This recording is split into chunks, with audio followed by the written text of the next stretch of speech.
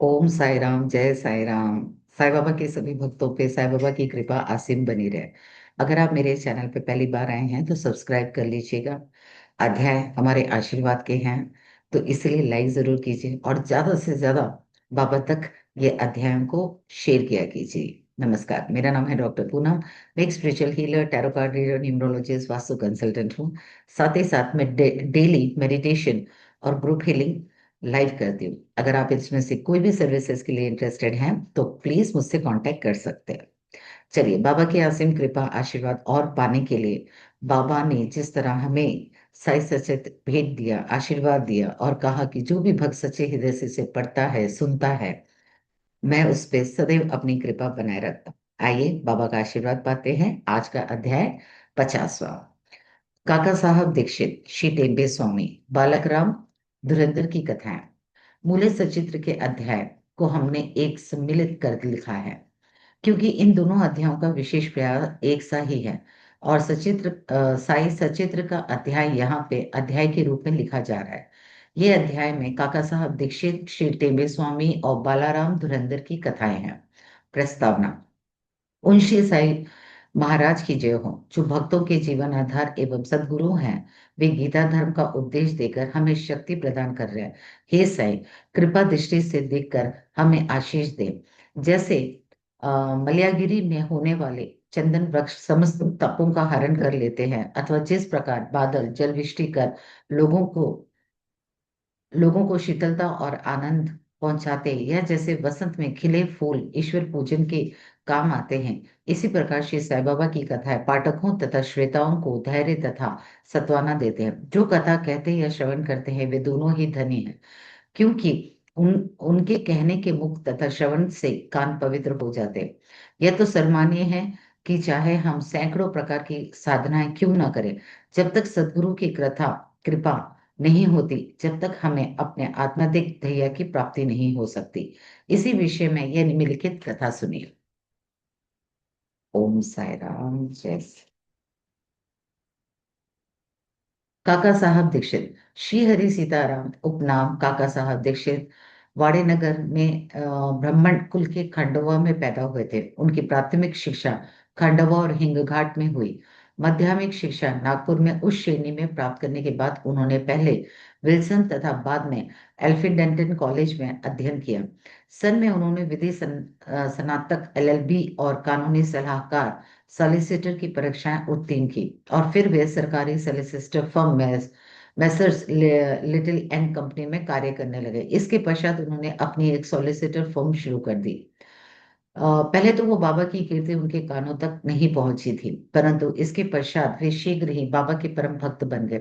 जब वे लोनावाला में निवास कर रहे थे तो उनकी अचानक भेंट अपने पुराने मित्र नाना साहब चंद्रकोर से हुई। दोनों ही इधर उधर की चर्चा के समय बताते थे। काका साहब ने उन्हें बताया कि जब वे लंदन में थे तो रेलगाड़ी पर चढ़ते समय कैसे उनका पैर फिसला तथा उसमें चोट आई। इसका पूर्ण विवरण सुनाया। नाना साहब ने उनसे कहा कि यदि तुम इस लंगड़ेपन तथा कष्ट से मुक्त होना चाहते हो तो मेरे सदगुरु श्री साईं बाबा की शरण में जाओ। उन्होंने बाबा का पूरा पता बताकर उनकी कथन को दोहराया कि मैं अपने भक्त को 7 समुद्रों के पार से भी उसी प्रकार खींच लूंगा जिस प्रकार की एक चिड़िया को जिसका पैर रस्सी से बांधा हो खींचकर अपने पास लाया जाता है। उन्होंने ये भी स्पष्ट कर दिया कि यदि तुम बाबा की निजी जन ना हो तो तुम्हें उनके प्रति आकर्षण भी ना होगा और ना ही उनके दर्शन प्राप्त होंगे। काका साहब दीक्षित को यह बातें सुनकर बड़ी प्रसन्नता हुई, और उन्होंने कहा कि वे शिरडी जाकर बाबा के प्रस्थान करेंगे और शारीरिक लंगड़ेपन के बदले उनके चंचल मन का अपंग बनाकर परमानंद की प्राप्ति करा दें। कुछ दिनों के पश्चात ही बम्बई विधानसभा लेजिस्लेटिव असेंबली के चुनाव में मत प्राप्त करने के संबंध में काका साहब दीक्षित अहमदानगर अहमदनगर गए और सरदार काका साहब मेरिकर के यहाँ ठहरे। श्री बाला साहब मेरिकर, जो कि कोपर गांव को मामलातार तथा काका साहब मेरिकर के सुपुत्र थे, वे भी इन समय अश्व प्रदर्शनी देखने के हेतु अहमदनगर पधारे थे। चुनाव का कार्य समाप्त होने के पश्चात काका साहब दीक्षित शिरडी जाना चाहते थे। यहाँ पिता और पुत्र दोनों ही घर में विचार कर रहे थे कि काका साहब के साथ भेजने के लिए कौन सा व्यक्ति उपयुक्त होगा, और दूसरी ओर बाबा अलग ही ढंग से उन्होंने अपने पास बुलाने का प्रबंध कर रहे थे। श्यामा के पास एक तार आया कि उसकी सास की हालत अधिक शोचनीय है और उन्हें देखा कि वे शीघ्र अहमदनगर आए। बाबा से अनुमति प्राप्त कर श्यामा ने वहां जाकर अपनी सास को देखा, जिनकी स्थिति में अब पर्याप्त सुधार हो चुका था। प्रदर्शनी को जाते समय नाना साहब पानसे तथा अप्पा साहेब गड़े की दृष्टि अचानक श्यामा पर पड़ी। उन्होंने श्यामा से मिरकर के घर जाकर काका साहब दीक्षित से भेंट करने तथा उन्हें अपने साथ शिरडी ले जाने को कहा। उन्होंने श्यामा के आगमन की सूचना काका साहब दीक्षित को और मिरिकर को भी दे दी। संध्या समय श्यामा मिरिकर के साथ आए। मिरिकर ने उनका काका साहब दीक्षित से परिचय कराया दिया और फिर ऐसा निश्चित हुआ कि काका साहब दीक्षित उनके साथ 10 बजे वाली गाड़ी से कोपरगांव को रवाना हो गए। इस निश्चय के बाद ही एक विचित्र घटना घटी। बाला साहब अमेरिकर ने भी बाबा को एक बड़े चित्र पर से पर्दा हटाकर काका साहब दीक्षित को उनके दर्शन कराए, तो उन्हें यह देखकर आश्चर्य हुआ कि जिनके दर्शनार्थ में शिरडी जाने वाला हूँ, वे ही इस चित्र रूप में मेरे स्वागत हेतु यहाँ विराजमान है।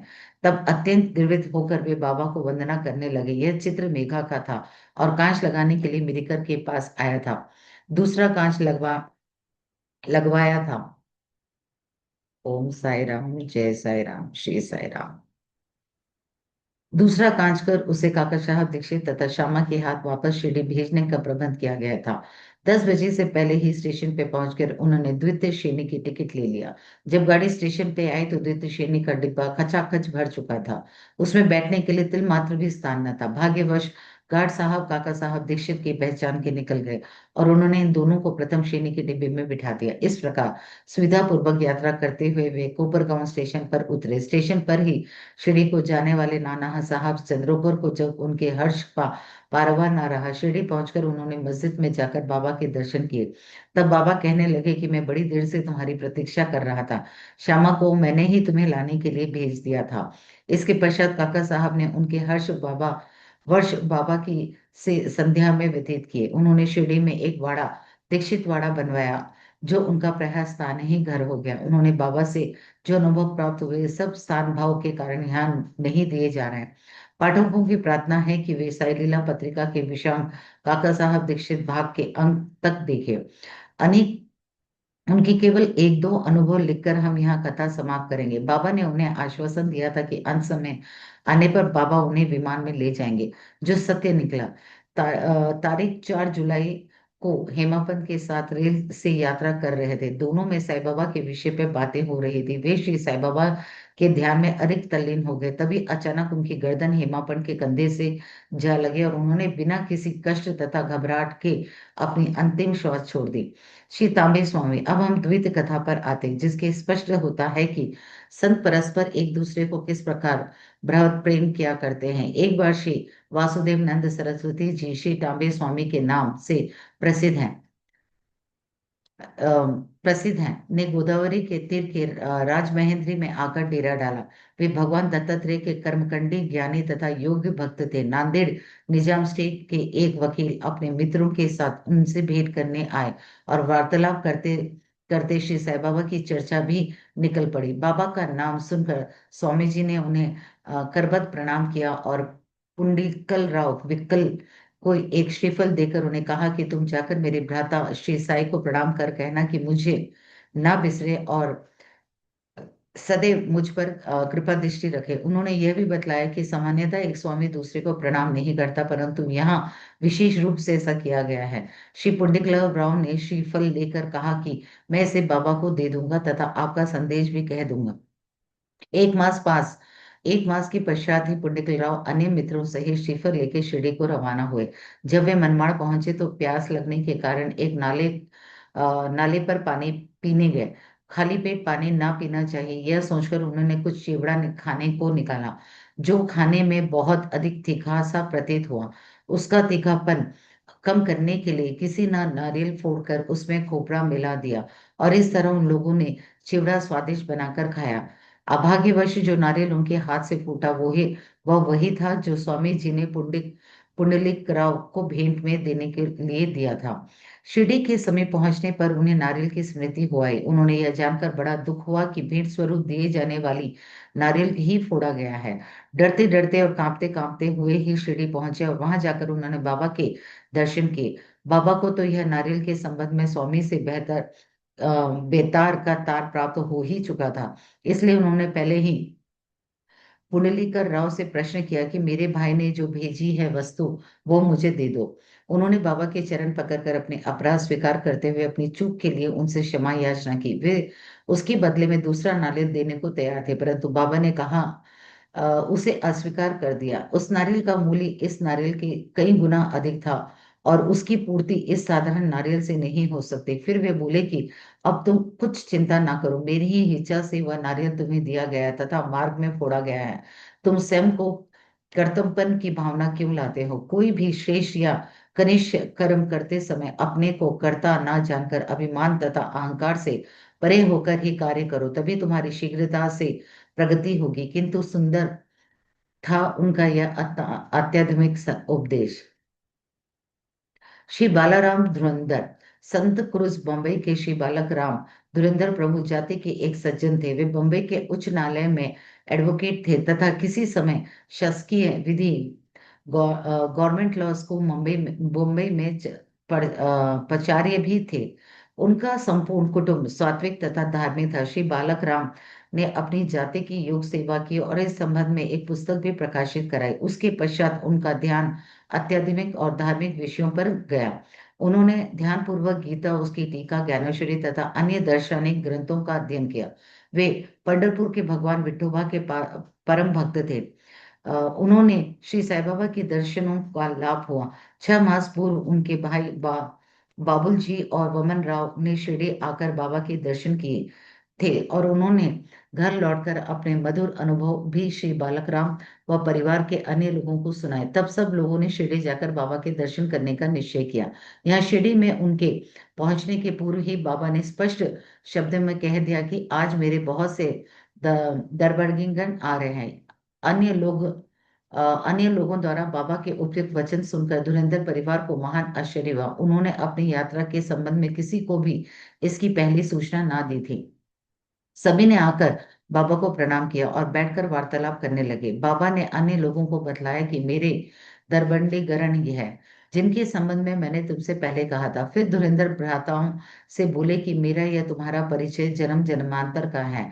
सभी नम्र और सभ्य थे, इसलिए सब हाथ जोड़े हुए बैठे बैठे बाबा की ओर निहारते थे।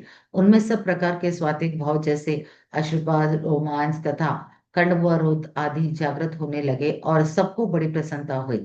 इसके पश्चात वे सब अपने निवास स्थान को गए और भोजन तथा थोड़ा विश्राम कर लेकर पुनः मस्जिद में आकर बाबा के पांव दबाने लगे। इस समय बाबा चिलम पी रहे थे। उन्होंने बालक राम को भी चिलम देकर एक फूंक लगाने के लिए कहा। यद्यपि कभी अभी तक उन्होंने कभी धूम्रपान नहीं किया था, फिर भी चिलम हाथ में लेकर बड़ी कठिनाई से उन्होंने एक फूंक लगाई और आनंद पूर्वक बाबा को लौटा दी। बालक राम के लिए तो यह अनमोल घड़ी थी। वे इतने सालों से श्वास रोग से पीड़ित थे, पर चिलम पीते ही वे रोग मुक्त हो गए। उन्होंने फिर भी यह कष्ट ना हुआ, उन्हें बिल्कुल भी फिर अब कष्ट ना हुआ। इतने वर्षों के पश्चात उन्हें एक दिन पुनः श्वास रोग का दौरा आया। यहाँ वही शाली दिन था जबकि बाबा ने महासमाधि ली। वे गुरुवार के दिन शिरडी आए थे। भाग्यवश उसी रात्रि को उन्होंने चावड़ी उत्सव देखने का अवसर मिला। आरती के समय बालक राम को चावड़ी में बाबा का मुखमंडल भगवान पंडुरंग सरिखा दिखलाई देने पड़ा। दूसरे दिन काकड़ आरती के समय भी बाबा की असीम कृपा और बाबा की ही कृपा से उन्होंने मुखमंडल के प्रभा पुनः अपने परम इष्ट भगवान पांडुरंग के सदृश ही दिखाई दी। श्री बालकराम धुरेंद्र ने मराठी में महाराष्ट्र के महान संत तुकाराम का जीवन चरित्र जीवन चरित्र लिखा है, परंतु खेद है कि पुस्तक प्रकाशित होने के तक वे जीवित ना रह सके। उनके बंधुओं ने इस पुस्तक को प्रकाशित कराया। इस पुस्तक के प्रारंभ में उनकी जीवनी से संबंधित एक परिच्छेद में उनकी शिरडी यात्रा का पूरा वर्णन है। श्री सद्गुरु साईनाथ ब्रह्मोस्तु शुभम भवतु। साईनाथ, जय साईनाथ, श्रीनाथ। बाबा की असीम कृपा आशीर्वाद सदैव सदैव हम सब पे बने रहे। ओम साई राम, जय साई राम, श्री साई राम।